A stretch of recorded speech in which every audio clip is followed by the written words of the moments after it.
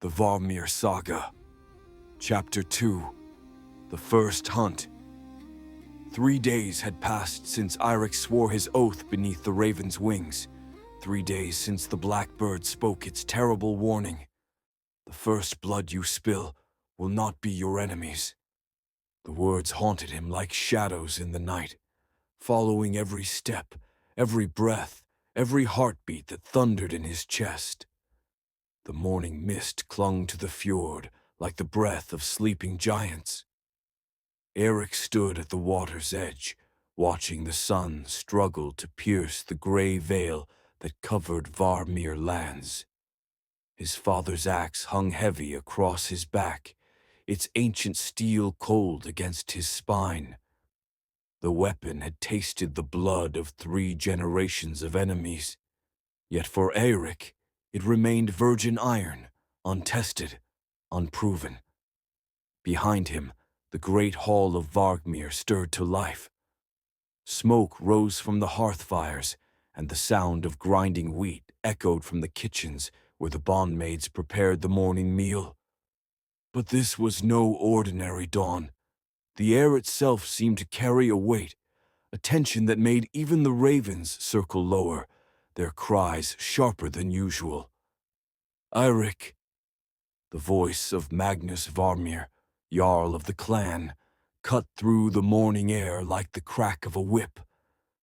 His father stood in the doorway of the great hall, his massive frame filling the space between the carved wooden posts. Scars crisscrossed his arms like a map of battles won and lost, and his gray beard hung thick with silver rings, each one a mark of honor earned in blood. "Yes, father." Eirik turned, straightening his shoulders, fighting the tremor in his voice. Magnus strode forward, his boots striking the earth with the authority of a man who had never doubted his place in the world. "The time for boyhood has ended, my son. Come inside the great hall. A dozen of Varghmir's finest warriors sat around the long oak table. Their faces were grim, etched with the lines that came from years of watching the horizon for enemies. Bjorn the Red sat at Magnus's right hand, his massive fists wrapped around a horn of ale. Across from him, Thane Gunnar sharpened his sayax with methodical strokes, the sound of steel on stone marking time like a death drum. "Tell him, Bjorn," Magnus commanded, settling into his high seat. The chair was carved from the hull of the first longship to reach these shores, its arms shaped like snarling wolves. Bjorn cleared his throat, his voice rough as grinding stone. "3 caravans, Jarl. 3 of our trading parties struck down on the King's Road between here and Steelhold territory. Good men, all of them. Olaf the Merchant, young Sven Ironbeard, and Erik's cousin Thorald." Erik's blood chilled.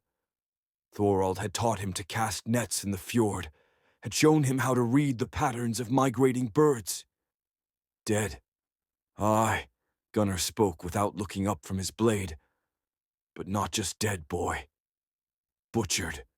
Left as carrion for the wolves, their goods scattered like worthless stones." Magnus leaned forward, his gray eyes burning with cold fire. "This is no work of common brigands, my son. Bandits take what they can carry and vanish like smoke.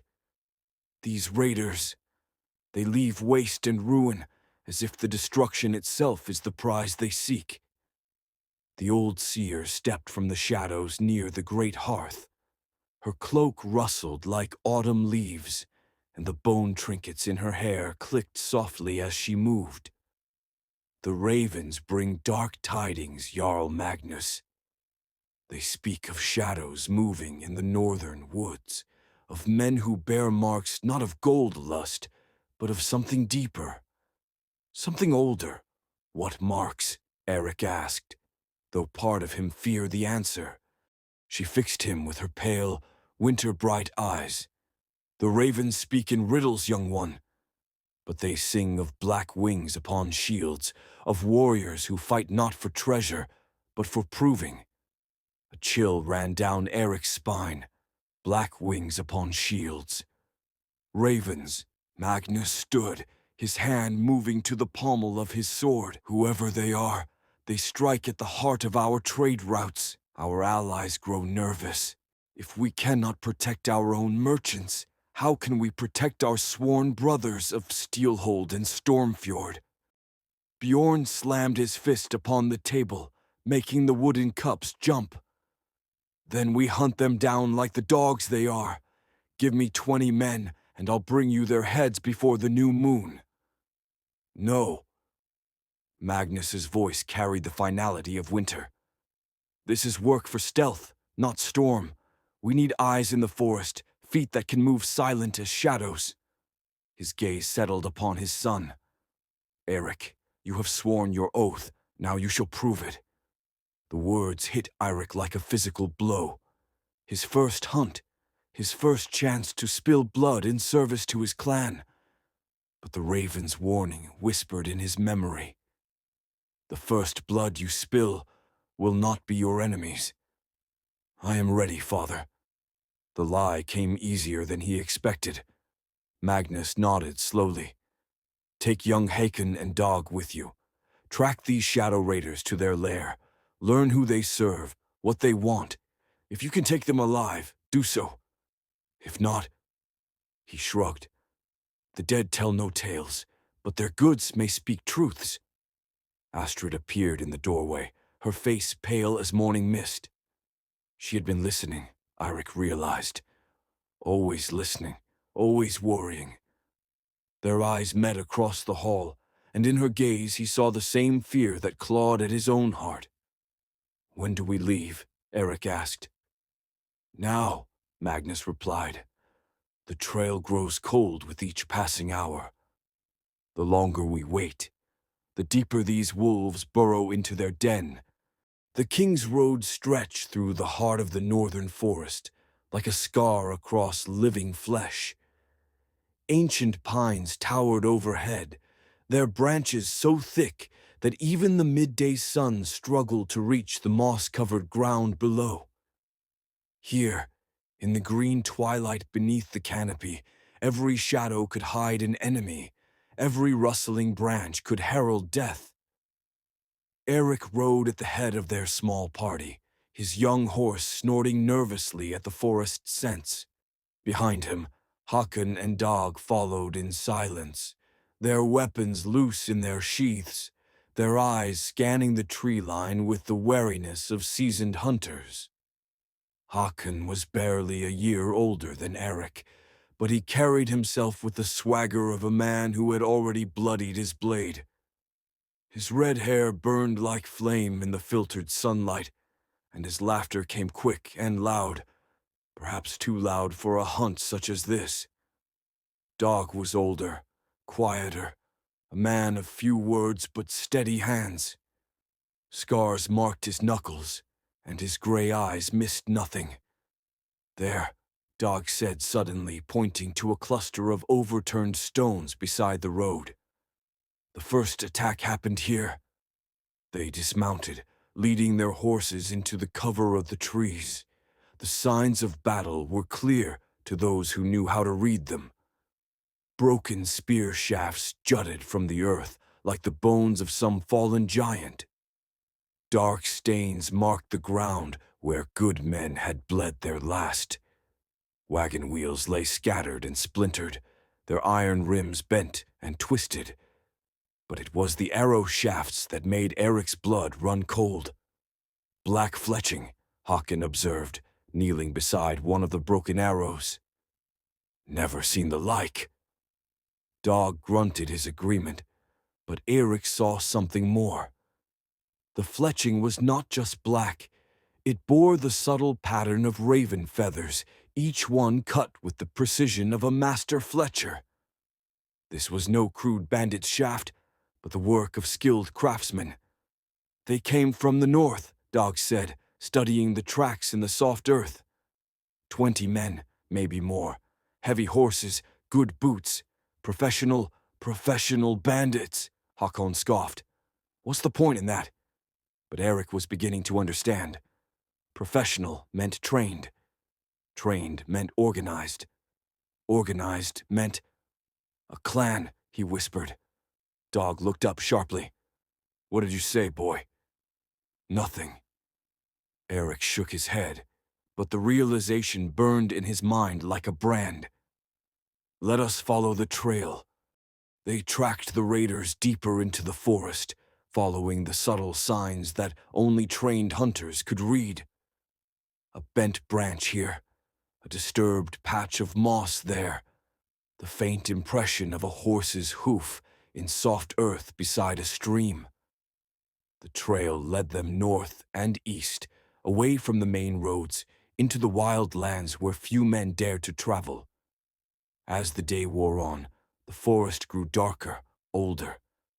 The trees here were giants, their trunks so wide that 10 men holding hands could not encircle them. Moss hung from their branches like the beards of ancient gods, and the air grew thick with the scent of decay and growing things.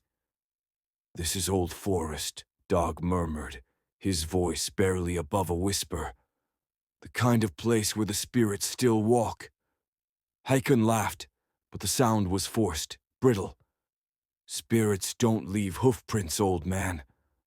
No, Dog agreed, but they might guide the hands that do. A raven cawed somewhere above them, its cry sharp and mocking. Eirik looked up, searching the canopy, but saw only shadows and shifting leaves. Still, he felt eyes upon him, watching, waiting, judging. The trail led them to a clearing where the raiders had made camp. The signs were fresh, warm ashes in a fire pit, trampled grass where horses had been picketed, the lingering scent of cooked meat in the air. But the camp was empty now, abandoned as if the raiders had simply vanished into the forest itself. They knew we were coming, Dag said grimly. Hakon kicked at the cold ashes. How could they know? We've been silent as shadows. But Eirik was studying something else. Carved into the trunk of a massive oak tree was a symbol, a raven with spread wings, its talons gripping a broken sword. Below it, fresh runic script had been cut into the bark. Can you read it? Hakon asked. Eirik nodded slowly, his heart sinking as he translated the ancient letters. It says, "The sons of Varghmir walk into the web. The spider waits." A cold wind stirred the leaves above them, and somewhere in the distance, a wolf howled, long, mournful, and full of warning. We should return, Dag said quietly. This feels like a trap. But even as he spoke, the sound of hoofbeats echoed through the trees, not approaching, departing, fast and urgent, as if riders fled from some unseen terror. This way, Eirik said, pointing toward the sound. They're running. We follow. Wait, Dag began, but Eirik was already moving, his young blood hot with the thrill of the hunt. Behind him, Hakon whooped with excitement, drawing his sword. Even Dag, for all his caution, followed, for loyalty to clan ran deeper than fear. The chase led them through ravines and over hills, across streams that ran cold and dark beneath fallen logs. The riders ahead were skilled, but their horses were tired, and slowly, steadily, the Varghmir hunters gained ground. They crested a ridge and saw them at last, 6 riders in dark cloaks, pushing their mounts hard through a narrow valley below. But something was wrong. These were not fleeing bandits drunk on stolen treasure. These men rode with discipline, formation, purpose. It's an ambush, Dag said flatly. He was right. As they watched, the riders split, 3 continuing down the valley, 3 melting into the trees on either side. Classic pincer movement, the kind taught in the war schools of jarls and kings. We should, Dag started again, but his words were cut short by the whistle of arrows. Black-fletched shafts sprouted from the trees around them like deadly flowers. The ambush was sprung. "Down!" Eirik roared, throwing himself from his horse as more arrows hissed through the air. One grazed his shoulder, tearing cloth and drawing a thin line of blood. His own blood, he realized with bitter irony. Hakon crashed to the ground beside him, an arrow protruding from his thigh. His face was pale with shock and pain. "My leg, I can't—" Dog rolled behind a fallen log, his bow already in his hands. "6 of them," he called out, "maybe 7. Good positions." From the trees came a voice, clear and commanding. "Sons of Varghmir, you hunt in our woods now. Surrender your weapons and we may let you live to see another dawn." Eirik pressed his back against a boulder, his heart hammering. This was it, his first real battle. Not a training bout in the practice yard, but life and death among the trees. His hand found the grip of his father's axe, and the steel felt warm beneath his palm, as if it remembered the blood it had spilled in ages past. "Show yourselves, you craven dogs!" Hakon snarled through gritted teeth. "Fight like men, not shadows." Laughter echoed from the hidden archers. "The pup has teeth." How charming. But it was Dag who spoke the words that chilled Eirik's blood. "I see their banners now, boy. Black ravens on crimson fields. This is no raiding party. Ravenvik." The name hit Eirik like a blow. This was no coincidence, no chance encounter with desperate bandits. This was war. The attack came swift and brutal. Warriors emerged from the trees like wraiths given flesh, their shields locked, their spears glinting. At their head rode a figure Eirik recognized from his father's descriptions, a woman with braided golden hair and cold blue eyes, her armor marked with the black raven, proud and unyielding. "Sigrid Ravenvik," Dag breathed, "Morgrim's daughter." She was beautiful in the way that winter storms were beautiful, terrible and magnificent, and utterly without mercy.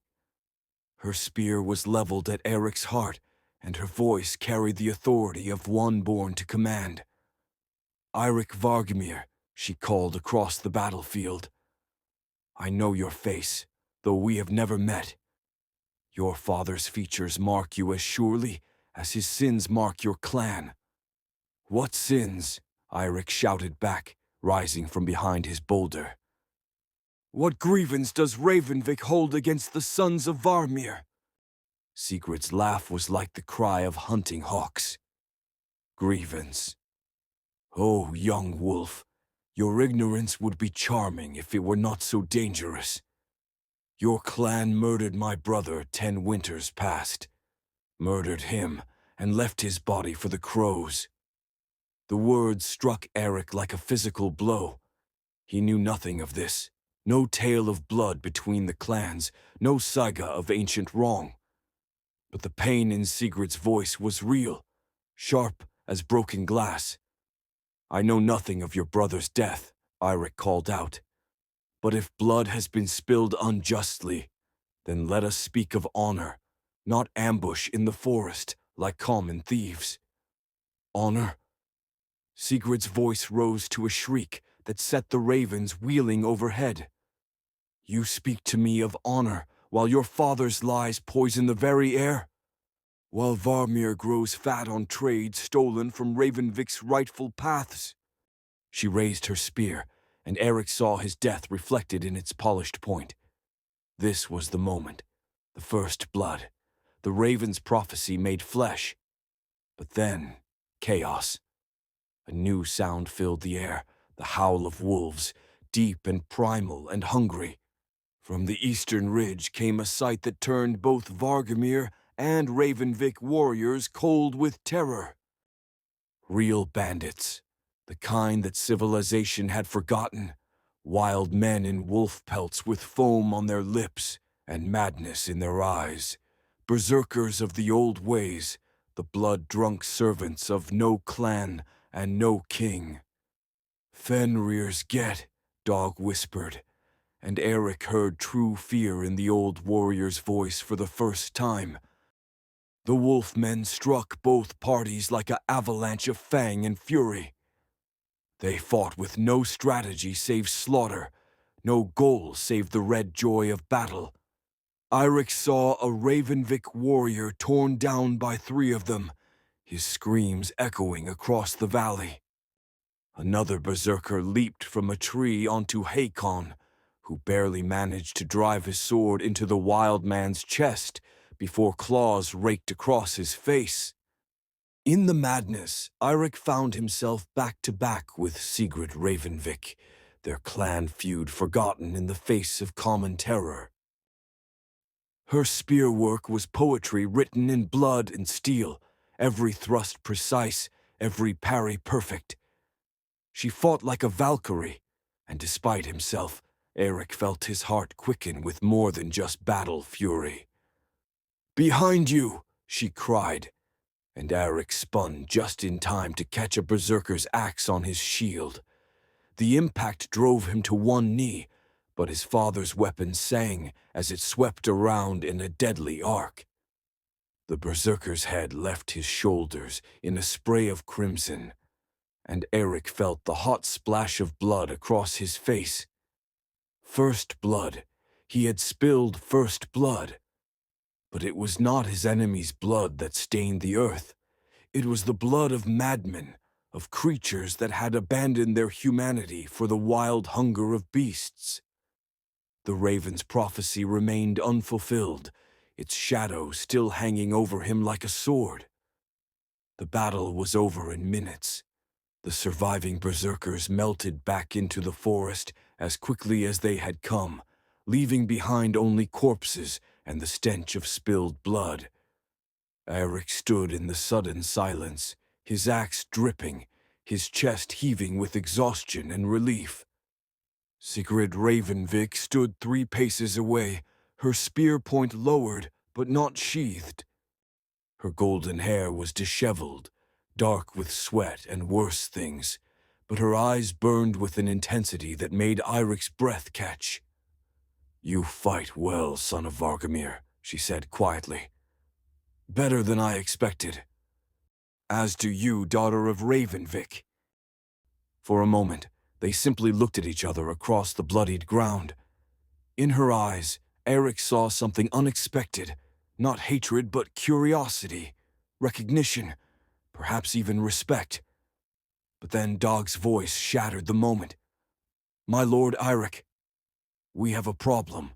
Eirik turned to see the old warrior kneeling beside one of the fallen Ravenvik men. The warrior still lived, though barely. Blood frothed at his lips, and his breathing came in shallow gasps. "What is it?" Sigrid demanded, rushing to her fallen man's side. The dying warrior's eyes focused on her with effort. "My lady, the message must reach your father." "What message?" Eirik asked. The warrior's gaze shifted to him, and in those dimming eyes, Eirik saw terror. "The dark ships, they come from the eastern sea, black sails, death itself sails for all our shores." His voice failed, his head falling back against the bloody earth. But his lips moved one last time, forming words too faint to hear clearly. Sigrid bent close, and Eirik saw her face go white as fresh snow. "What did he say?" Eirik pressed. Sigrid stood slowly, her composure returning like armor sliding into place. "Nothing that concerns you, Varghmir." But Eirik had heard something in that dying whisper, a word that made his blood freeze in his veins. Jormungandr, the world serpent, the great enemy of Thor, the beast whose stirring would herald the ending of all things. "Sigrid," Eirik said carefully, "if there is a greater threat than our clan feud—" "There is no threat that should concern you," she interrupted. "Save this. My father knows of this day. He knows that Varghmir hunts in our territory, and he knows that blood has been spilled. She gestured to her remaining warriors, and they began gathering their dead. But before mounting her horse, she turned back to Eirik one last time. You saved my life today, Eirik Varghmir. I will not forget that debt, but neither will I forget my brother's death or the wrongs your clan has done to mine. Her voice softened, just slightly. When next we meet, it may not be as allies against common foe. Then let us hope, Eirik said quietly, that when next we meet, we have found a way to speak truth instead of steel. Sigrid's smile was sad and beautiful and terrible.